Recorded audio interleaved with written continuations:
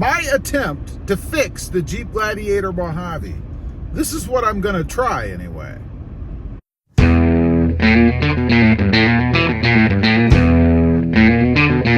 Well, good afternoon, everybody, and welcome back to Automotive JT. That's right, I'm going to make an attempt. This is my attempt to fix the Jeep Gladiator Mojave. Now, if you're not familiar with what's going on, I have a vibration.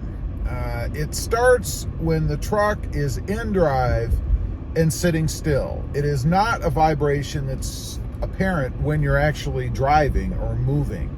It's almost to me like, if you're familiar with the old cars back in the old days, when you would crank the air conditioning up and you would feel it kind of power down and kind of shake a little bit, like it was really laboring.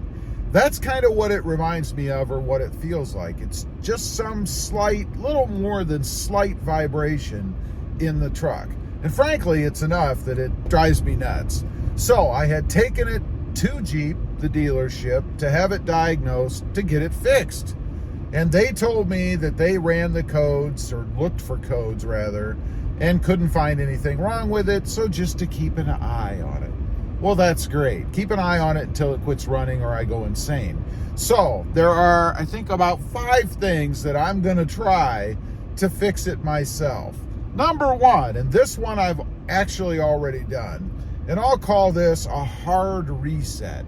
What I mean is, I disconnected the battery and then I let it sit for about, it ended up being about an hour, probably an hour and a half, because I was doing something else on the truck. And then I reconnected the battery. My hope in doing that was that it would reset.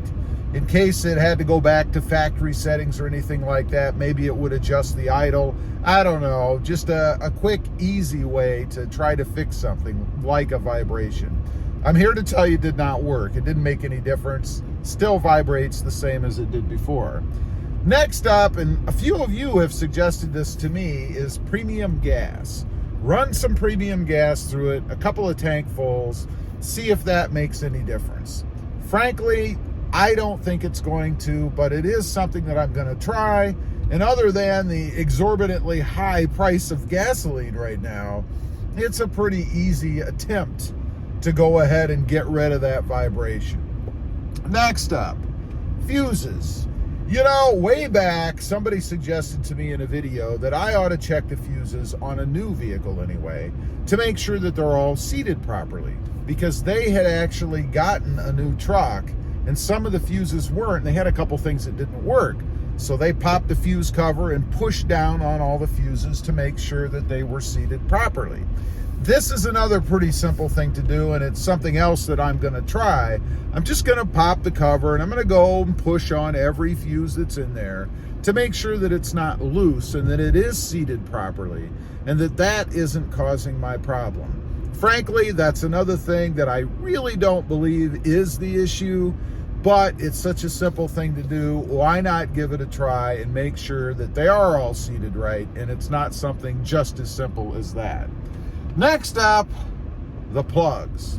I'm going to replace the plugs in it. You know, my mother, who had this Jeep Gladiator Mojave before I did, didn't drive it a whole lot. So it spent a lot of time sitting for the first year. So it's possible that there could be some gum on the plugs. The plugs could be fouled. Maybe they're not even gapped correctly. Who knows? So I'm going to pull all the plugs. There should be 6 of them. It is a 6-cylinder. And I'm going to put new ones in. Now, I am going to go with something a little bit better than just your normal standard auto parts store plug. Because if you're going to do it, why not put something in that's supposed to fire a little bit better and give you a little bit better spark, if you will. So I'm going to give that a try. That is a bit more involved. Obviously, you have to take the plugs out, put the new ones in. I will get a little gapper, you know, those little shims, to make sure. I actually have one already that I used on a mod for the Jeep Gladiator, or the Hyundai Santa Cruz.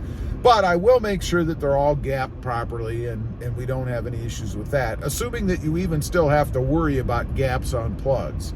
You know, plugs tend to last a long time, and frankly, it's been probably decades since I've messed with any kind of a plug for a vehicle.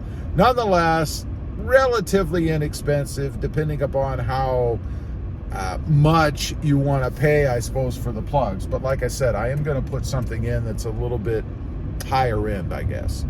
Now, the last one is simple again, pretty fun too, and that's to take it out and just run it. And I'll probably do this, I will do this before I change the plugs. Run it hard, and the idea in doing that is to burn anything off that might be on the plugs. You know, clean them off in essence. Take the truck out, put it through its paces, nail it a few times, run it on the freeway, run it at higher speeds, just to clean everything out in there, get any built up carbon that there could be, get rid of the stuff like that. That's another suggestion that someone had given me on the channel. I had thought about that actually myself, and it is definitely something to try. Pretty easy. I'm just gonna burn a little bit more of that very expensive juice that you put inside to make it run. Now, out of all of these that I mentioned, you know, you could probably tell I'm not very hopeful that many of them are going to work. The one that I really have the most faith in are the plugs, because those are the ones that I think probably could be gummed up and could be causing the whole problem. You could also change some wiring out if you wanted to, but now you're really starting to grasp at straws.